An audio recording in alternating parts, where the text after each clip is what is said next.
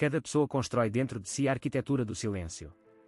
Erguemos muros monolíticos de racionalizações, instalamos pesadas portas de chumbo feitas de omissões e as trancamos com os mais complexos cadeados de código da aceitabilidade social. Lá, nos cômodos mais sombrios e herméticos da nossa consciência, reside aquilo que consideramos mais frágil e perigoso. Nossos verdadeiros motivos, desejos reprimidos, os aspectos sombrios da personalidade, velhos traumas, tudo isso é meticulosamente embalado em recipientes isolados, chamados de segredo. Parece que esse sistema de fortificações multinível garante uma invulnerabilidade absoluta. Não é verdade que aquilo que está oculto dos olhos alheios, enterrado profundamente, é impossível de destruir. Essa lógica parece impecável à primeira vista, mas ela se apoia numa das mais grandiosas e fatais falhas cognitivas na história da mente humana. Habituamo-nos a encarar o segredo como um escudo impenetrável. Como um bunker onde se pode esperar que qualquer inverno nuclear psicológico passe. Contudo, o mecanismo de ocultação exige um gasto de energia colossal, quase desumano. A neurobiologia provou há muito que manter um segredo não é um estado passivo de repouso, mas um processo ativo contínuo e exaustivo no córtex pré-frontal do cérebro. É como um programa de fundo malicioso que opera constantemente em sua capacidade máxima, consumindo todos os recursos operacionais do seu sistema nervoso. A cada segundo, gastamos uma energia psíquica criticamente vital para controlar cada passo, cada palavra acidental, cada microexpressão facial, cada olhar, para não revelarmos acidentalmente aquilo que tão meticulosamente protegemos. Em vez de sermos exploradores livres da nossa própria vida, não nos transformamos em guardiões perpétuos e exaustos da nossa própria prisão interna. O paradoxo reside no facto de que é precisamente este mecanismo de defesa meticulosamente construído que se torna o epicentro da nossa fraqueza absoluta. O muro que erguemos para nos proteger do mundo exterior agressivo, gradualmente nos corta da realidade, tornando-nos cegos, surdos e desorientados. O segredo, como um vírus biológico, tem a propriedade de se proliferar descontroladamente na escuridão. Aquilo que inicialmente era apenas um pequeno facto inconveniente ou um pensamento fugaz que decidimos ocultar, com o tempo, adquire dimensões hipertrofiadas, monstruosas. Começa a alimentar-se do nosso medo primordial de ser exposto. Quanto mais tempo ocultamos algo, maior poder ele ganha sobre a nossa consciência. Imagina a arma perfeita, apontada contra você. Não precisa de intervenção externa, não precisa de exércitos ou serviços especiais, ela já está profundamente integrada no seu próprio sistema operacional. O seu medo crónico de que o cadeado seja quebrado torna você a marionete perfeita. Você começa a evitar subconscientemente certas pessoas, certos tópicos de conversa, certas situações de vida. O seu comportamento torna-se rigidamente programado e, portanto, previsível para aqueles que conseguem ler nas entrelinhas e ver os padrões de evitamento. Não é a mais alta ironia que, ao tentarmos tornar-nos absolutamente invulneráveis, criamos com as nossas próprias mãos um único ponto de dor exposto, cujo golpe preciso é capaz de destruir instantaneamente toda a arquitetura da nossa identidade. A ilusão de controlo é a droga mais doce e perigosa para a psique humana. Acreditamos sinceramente que controlamos os fluxos de informação, doseando-a com precisão para o mundo exterior. Mas já alguma vez ponderou quem realmente está por trás do painel de controlo e dita as regras deste jogo? Quando toma a decisão de não dizer a verdade, de não manifestar a sua emoção genuína, de não mostrar a sua vulnerabilidade humana, será essa decisão realmente sua? Ou é gerada pelo seu medo, que há muito tempo tomou o poder? A arquitetura do segredo inevitável e irreversivelmente muda o próprio arquiteto. A pessoa que, durante anos, décadas, oculta uma parte significativa de si mesma, gradualmente perde a ligação neuronal com quem realmente é. A máscara adere mortalmente ao rosto, lançando raízes na carne, e a fachada artificial torna-se a única realidade acessível até mesmo para o próprio proprietário. O perigo verdadeiro e existencial não reside de todo no facto de a sociedade poder descobrir os nossos segredos e nos condenar. Ele reside na força silenciosa e destrutiva do próprio processo de ocultação. Cada novo cadeado que colocamos nos nossos pensamentos, cada novo tijolo no muro à volta dos nossos sentimentos, torna a nossa psique mais rígida e, portanto, mais frágil. Tornamo-nos como um balão de vidro de paredes espessas com vácuo absoluto no interior. A pressão atmosférica externa pode parecer insignificante, mas o mais ínfimo, microscópico arranhão no vidro leva a um colapso instantâneo e catastrófico de todo o sistema. Espreite agora a sua própria arquitetura do silêncio. Quanto recurso vital queima diariamente, a cada minuto, no forno para manter a ilusão da sua segurança? E o que restará, afinal, da sua personalidade, do seu próprio eu, se de repente lhe retirarem todos os segredos que tão desesperadamente, até aos calos sangrentos, guarda? Talvez seja hora de encarar a verdade e admitir um facto assustador. O nosso escudo protetor mais pesado e robusto é, na verdade, o nosso inimigo mais perigoso e insidioso. Cada vez que fazemos uma escolha, acreditamos piamente na autonomia da nossa própria vontade. Construímos complexas estruturas lógicas, argumentando as nossas simpatias, explosões súbitas de raiva ou uma inexplicável ansiedade. Mas será esta racionalidade impecável apenas um roteiro magistralmente escrito, cujo verdadeiro autor está para sempre escondido nos bastidores da nossa consciência? Imaginem a psique humana como um oceano escuro e ilimitado, onde a parte visível é apenas uma minúscula ilha de uma fachada socialmente aceitável. Aquilo que ferve sob a água escura é a nossa verdadeira essência, o nosso duplo invisível. É o teatro anatómico do passado, onde as partes amputadas do nosso ser são guardadas.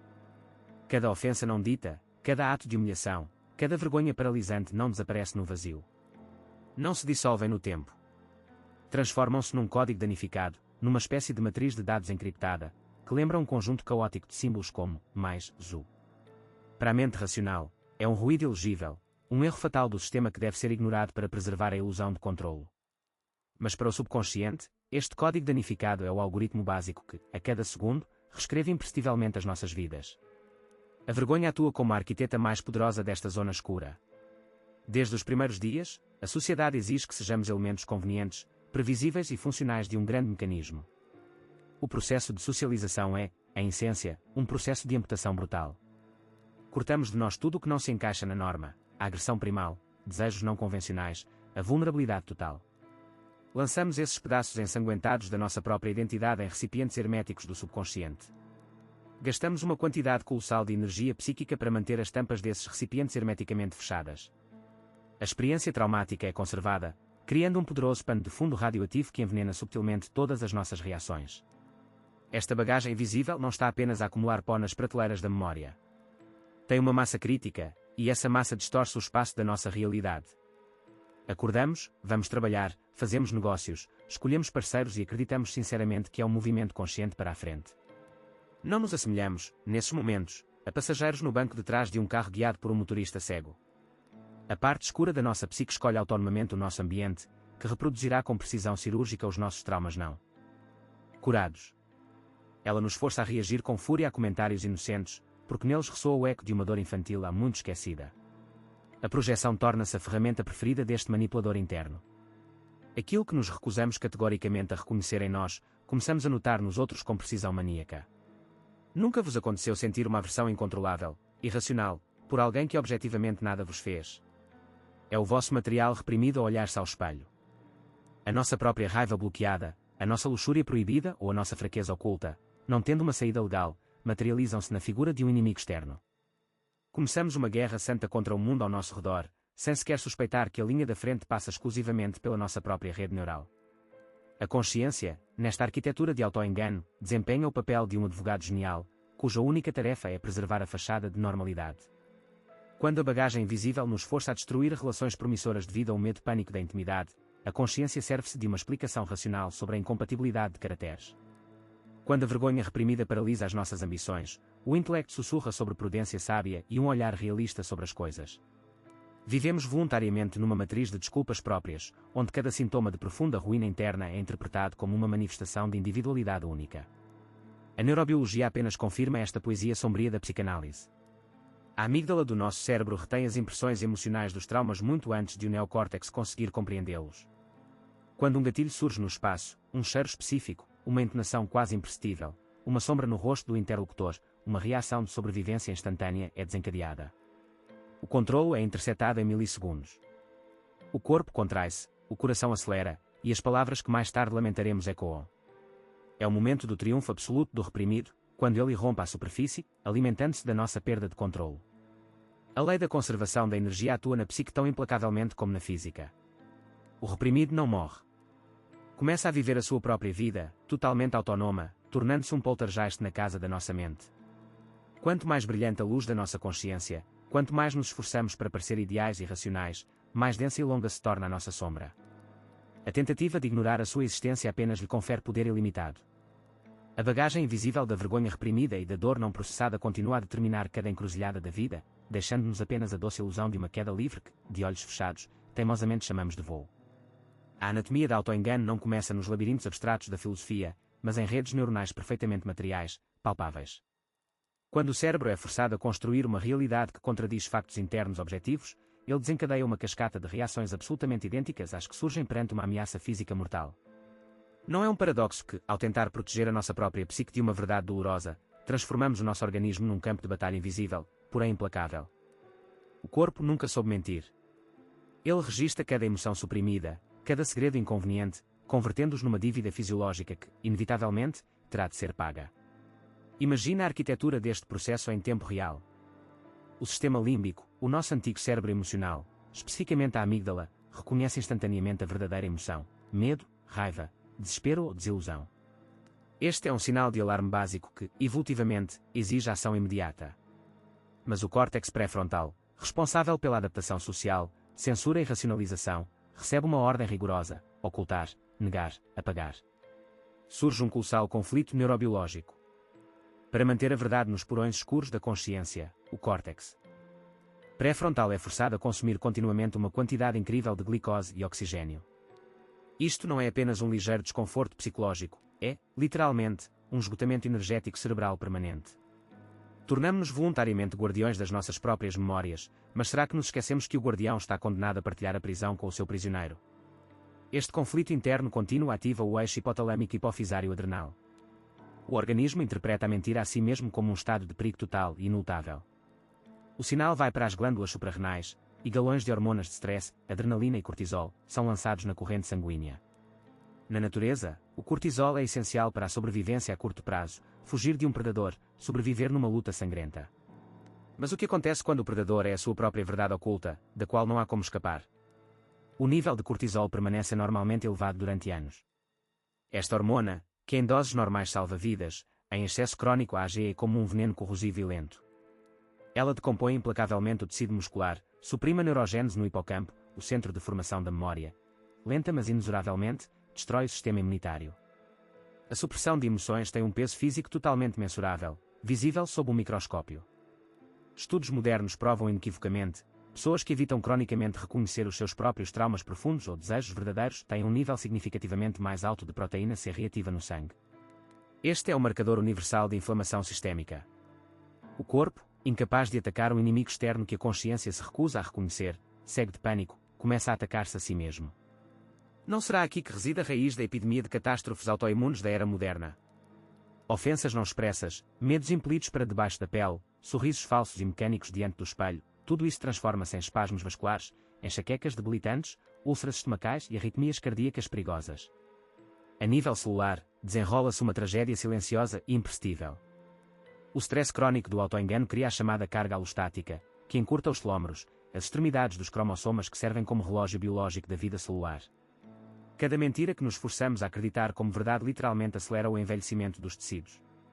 O sistema cardiovascular trabalha até à exaustão, pois os vasos sanguíneos estão constantemente contraídos na expectativa de um golpe. Este golpe nunca vem de fora, pois já foi desferido de dentro. A respiração torna-se superficial, privando cronicamente os órgãos vitais da oxigenação necessária.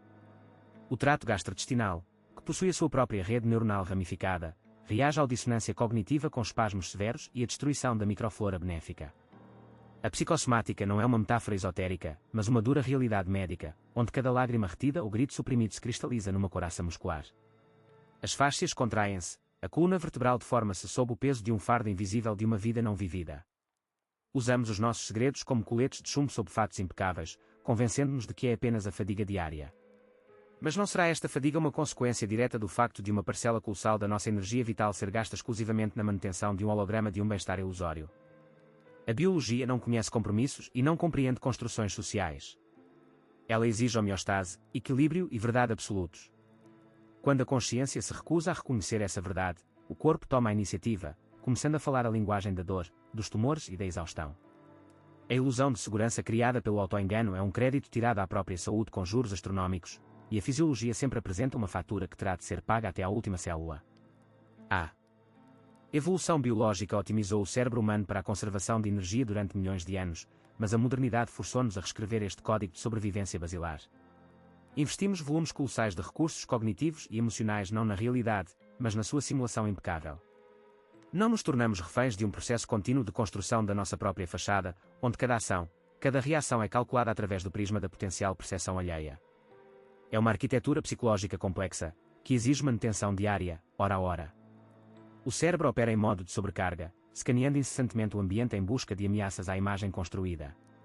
Como um fragmento de algoritmo corrompido, a nossa verdadeira essência transforma-se, gradualmente, num conjunto elegível de símbolos, perdendo a conexão com a fonte primordial.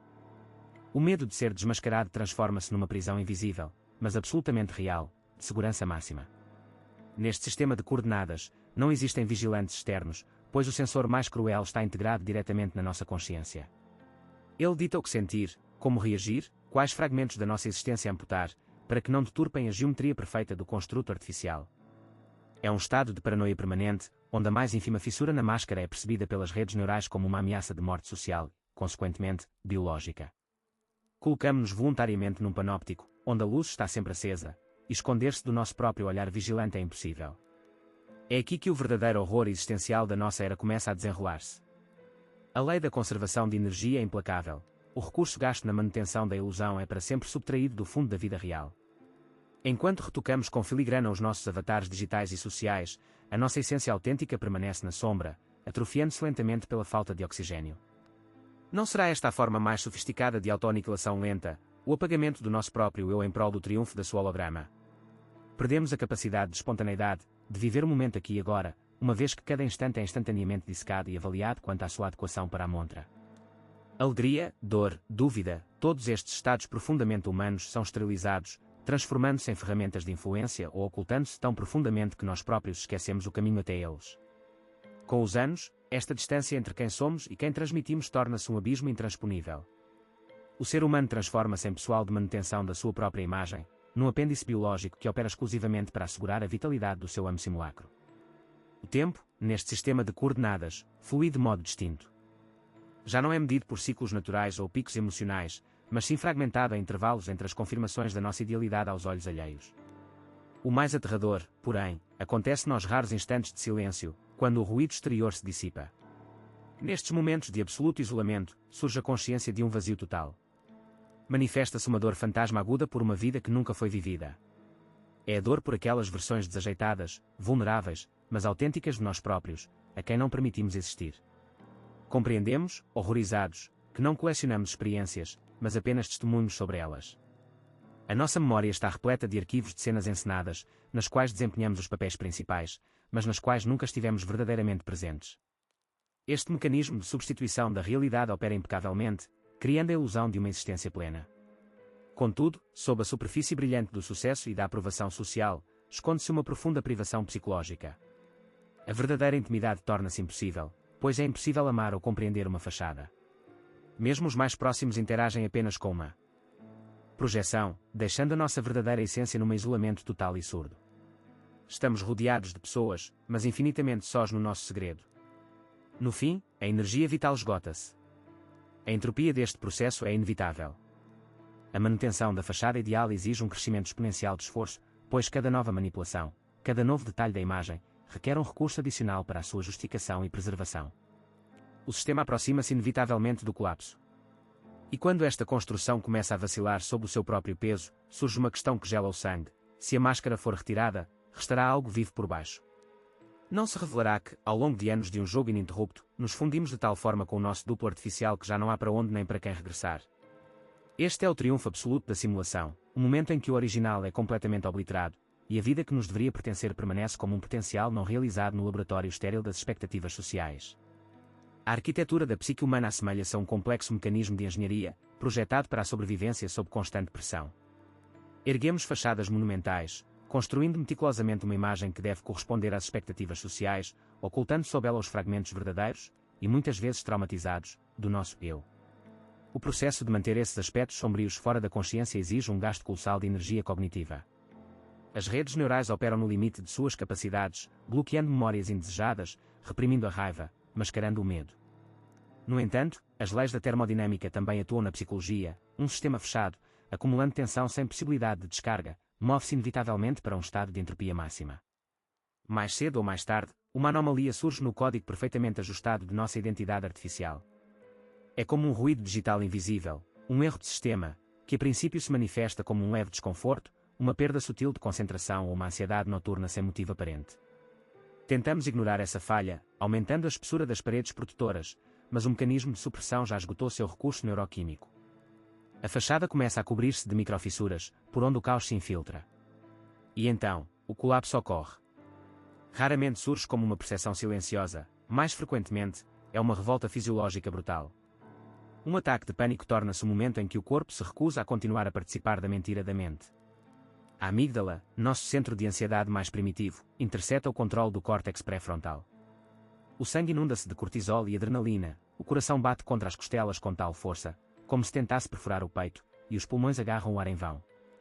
Nestes segundos, parece que a morte física se aproxima.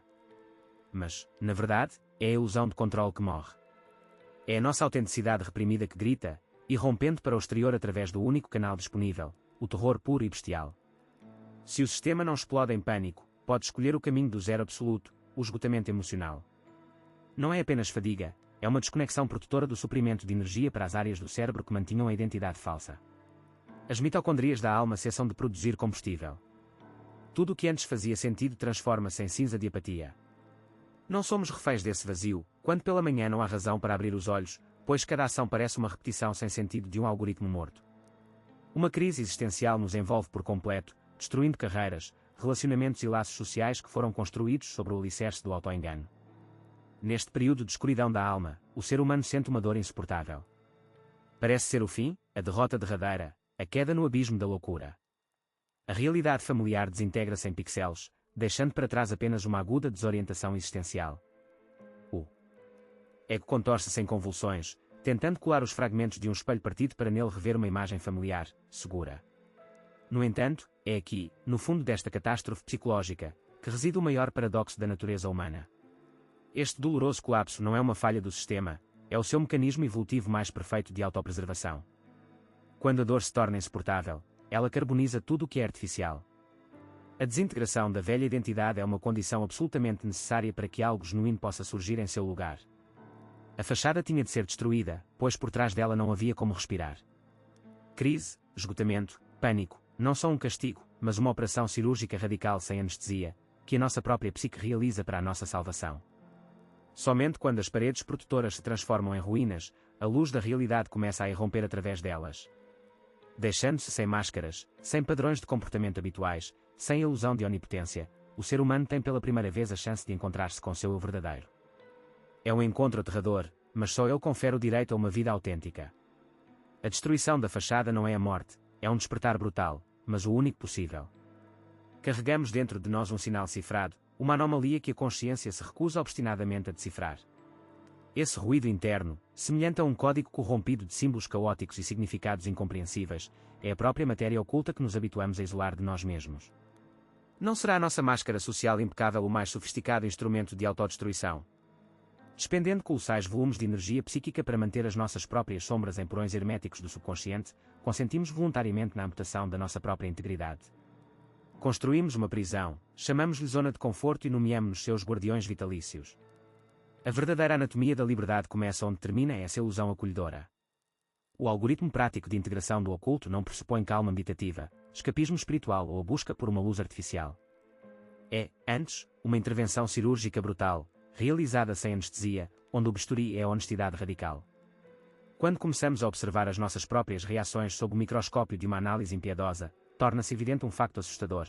São precisamente as características das quais mais nos envergonhamos que contêm o mais alto potencial de energia concentrada. Não deveríamos parar de fugir dos monstros que nós mesmos geramos, e em vez disso, estudar cuidadosamente a sua anatomia. A integração é um processo de desencriptar um código hostil. Cada ataque de agressão descontrolada, cada inveja oculta e venenosa, cada medo animal paralisante, é uma informação inestimável. São dados brutos que requerem processamento frio, e não isolamento em pânico. Em vez de construir barragens no caminho deste fluxo sombrio, é necessário criar um canal controlado para ele. A prática consiste na fixação impassível destes estados. Ao sentir um impulso que assusta pela sua destrutividade, é vital não desviar o olhar, mas sim dissecá-lo. Que vulnerabilidade específica protege esta escuridão súbita? Que dor antiga e não processada se esconde por trás da fachada de um distanciamento arrogante ou de uma fúria repentina? Habituamo-nos a encarar a vulnerabilidade como uma brecha fatal na armadura, um erro crítico no sistema de segurança pessoal. Mas não será o uso constante desta pesada armadura psicológica o fator que nos torna lentos, cegos e absolutamente incapazes de uma verdadeira adaptação ao caos da realidade? O reconhecimento da própria fragilidade, dos desejos mais sombrios e socialmente inaceitáveis, e dos traumas mais profundos, não destrói a estrutura da personalidade.